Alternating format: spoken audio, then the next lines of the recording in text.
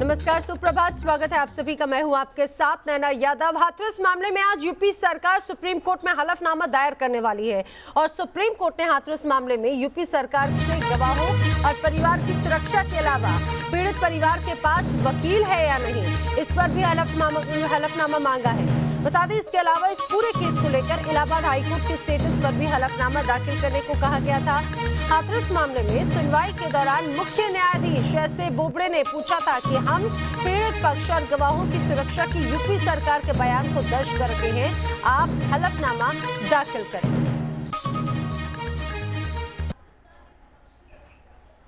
हाथरस कांड में विदेशी फंडिंग के खुलासे की बात करते हैं और इस पूरे मामले में 100 करोड़ की साजिश का खुलासा हुआ है। जी हां, यूपी में दंगे भड़काने की साजिश में गिरफ्तार पीएफआई के 4 सदस्यों को 14 दिन के लिए जेल भेज दिया गया और इस पूरे मामले की अब अगली सुनवाई जो है 20 अक्टूबर को होगी।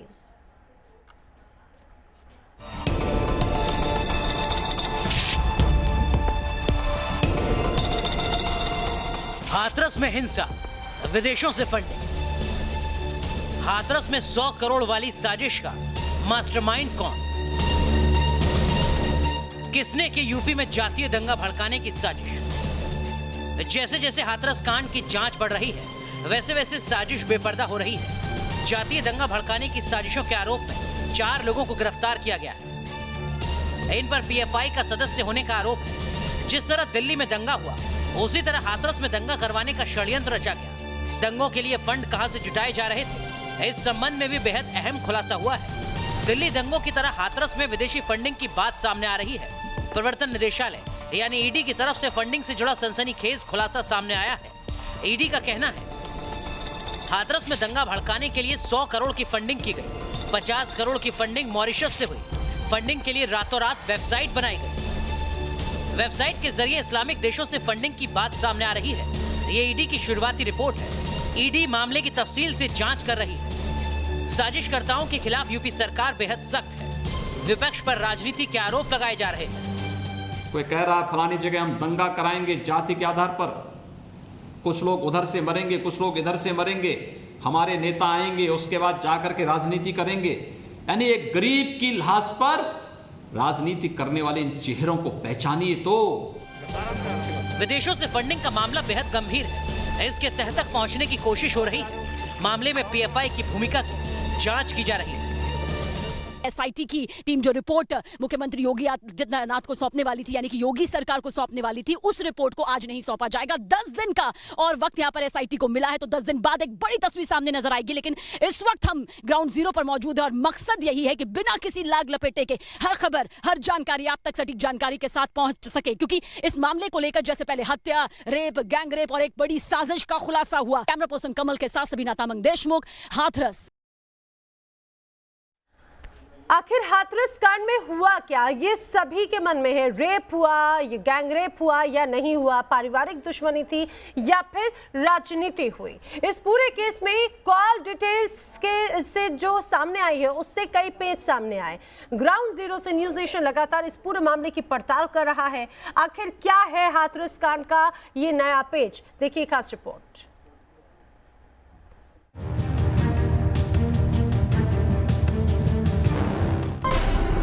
हाथरस में आखिर क्या हुआ?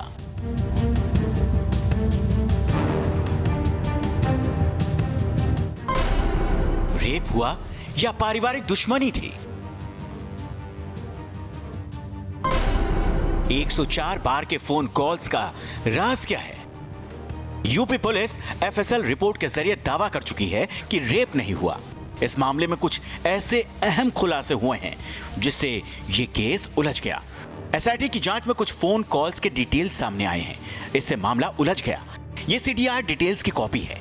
इसके मुताबिक आरोपी पीड़ित परिवार में बातचीत होती थी। मुख्य आरोपी संदीप परिवार से बात करता था। दोनों के बीच 104 बार फोन पर बातचीत हुई। कॉल डिटेल्स की मिस्ट्री क्या है?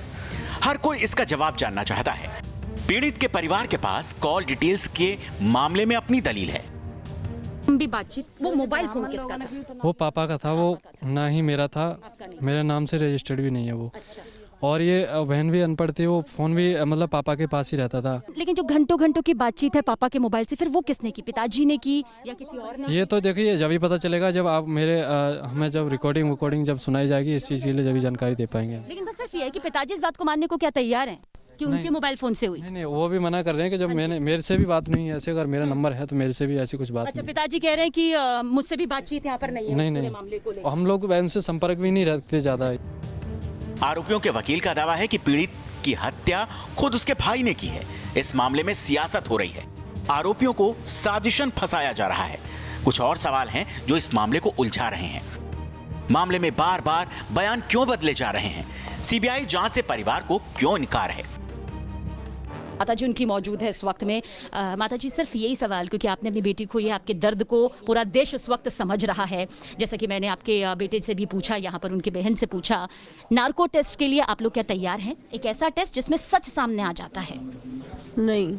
अच्छा, आप तैयार नहीं हैं। जांच एजेंसियां हाथरस कांड का सच जुटाने में जुटी हैं। मेडिकल रिपोर्ट आने के बाद लोगों में इस बात पर विवाद है कि आखिर पीड़िता के साथ हुआ क्या। पूरे मामले में दोनों परिवार के नार्को टेस्ट की मांग की जा रही है, लेकिन परिवार को इस पर एतराज है। नार्को टेस्ट से इनकार क्यों कर रहा है परिवार? नार्को टेस्ट अगर करवाने की बात सामने आ रही है तो फिर क्या आपका परिवार तैयार है या नहीं? क्योंकि सवाल यही उठ रहे हैं कि आखिर आप लोग क्यों नहीं करवा रहे, क्यों झिझक रहे हैं, क्यों बार बार ये मामले सामने होंगे तब? झिझक नहीं रहे। जब हमने बोला है, हमने बोल दिया है, जब पीड़ित परिवार के अगर किसी का हुआ हो तो हम राजी हैं करवाने के लिए, मना नहीं कर रहे हम लोग। बहुत पेच है इस केस में, जिसको सुलझाने की जरूरत है। इस मामले में सुप्रीम कोर्ट के आदेश के बाद पीड़ित परिवार के घर की सुरक्षा बढ़ा दी गई है। सीसीटीवी कैमरे लगाए गए हैं। राकेश के साथ Sabina Tamang Deshmukh, team news nation, Hathras.